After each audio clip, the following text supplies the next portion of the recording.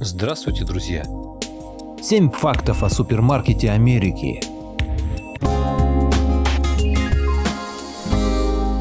Благодарю всех, кто подписался на мой канал и смотрит мои видео. А если вы впервые на моем канале, то пожалуйста подпишитесь на него и включите колокольчик, чтобы не пропустить новые видео. Ссылка на статью в описании. Автор Александра. Канал Александры между Нью-Йорком и Бостоном. Сегодня мой рассказ будет о супермаркетах, а точнее об отличиях американских ритейлов от наших. Некоторые вещи мне показались забавными, некоторые полезными и удобными, а некоторые совершенно необычными, и именно об этом я сегодня и расскажу. Электрические тележки для людей с малой подвижностью. Такие тележки впервые обратили на себя внимание в супермаркете Walmart. Они стояли недалеко от обычных тележек и были похожи на оборудование для персонала. Но потом я заметила, что обычные посетители, как правило, это были тучные люди, которым тяжело передвигаться пешком, брали их и разъезжали на них по магазину. Сначала мне эта затея показалась контрпродуктивной. Чтобы сбросить лишний вес, нужно вроде как больше двигаться. Но потом я поняла, что не зря в мультфильме «Валли» американцы будущего с необъятными телами передвигались на подобных этим личных сиденьях-тележках. Некоторые американцы, к сожалению, настолько тучные, что передвигаться на ногах уже могут с трудом.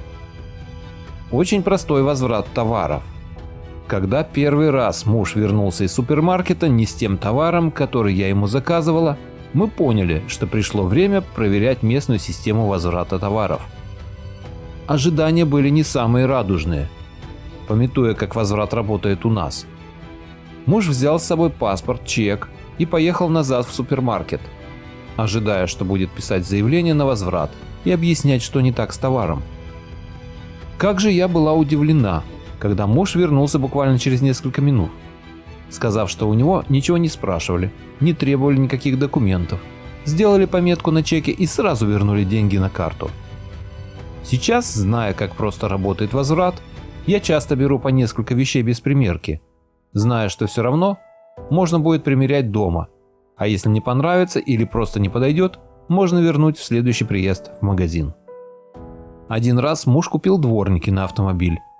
Вышел, распаковал их, попробовал заменить, понял, что взял не те, тут же вернулся и распакованные без проблем вернул в магазин.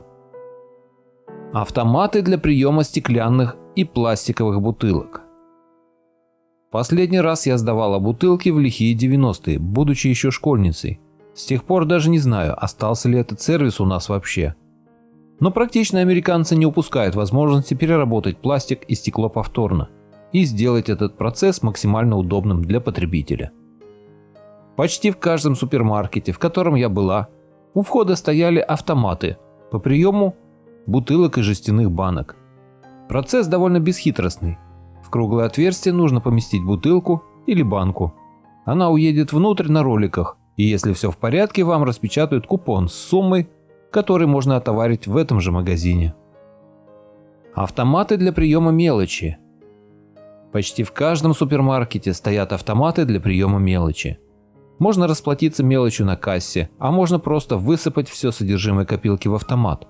Он при тебе изумительным образом всю эту мелочь отсортирует и выдаст тебе купон, подобный тому, который выдают автоматы по сбору использованной тары, и который впоследствии можно отоварить в этом же магазине. Картонные коробки из-под продуктов используются покупателями. В прошлой, обычной неблогерской жизни я руководила супермаркетом.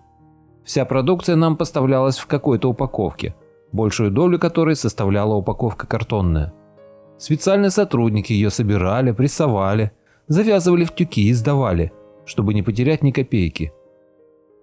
При этом полиэтиленовые пакеты для упаковки продуктов были у нас платные. В Америке же во многих супермаркетах перед кассами установлены сетки, куда складывают картонные упаковки от товара.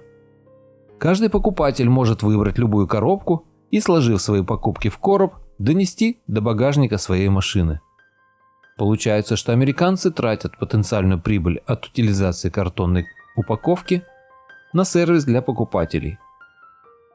Упаковка товара в коробке – это не только удобно, но и экологически чисто. Потому как лишний полиэтилен не используется. На весовой товар цена за штуку, а не за фунт. Еще одна мелочь в американских супермаркетах обратила на себя внимание. Процесс взвешивания товара покупателями сведен до минимума.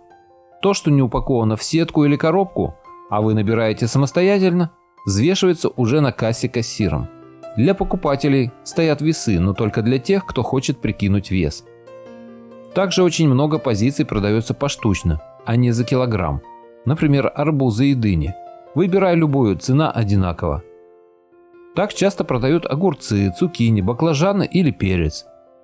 Ну, конечно же, я выбираю покрупнее. Дегустации. Дегустации у нас тоже есть, но в таком масштабе я их еще не видел.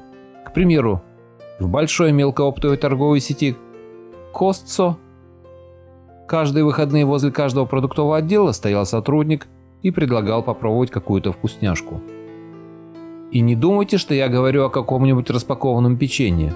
В торговом зале разогревали в микроволновке мясные шарики в томатном соусе, приправляли крекеры закуской из крабов, варили дамплингс, китайские пельмени, и жарили на сковороде ягнятину.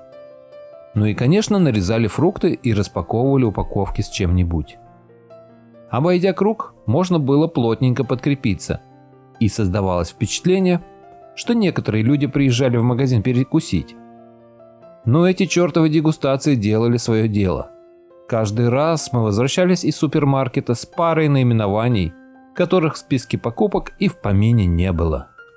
Вот такая интересная статья попалась мне сегодня, и я решил поделиться ею с вами. Надеюсь, вам было интересно. А если хотите не пропустить следующие мои выпуски, подпишитесь на мой канал и отметьте колокольчик. Всем спасибо за внимание. Буду рад вас видеть на своем канале снова.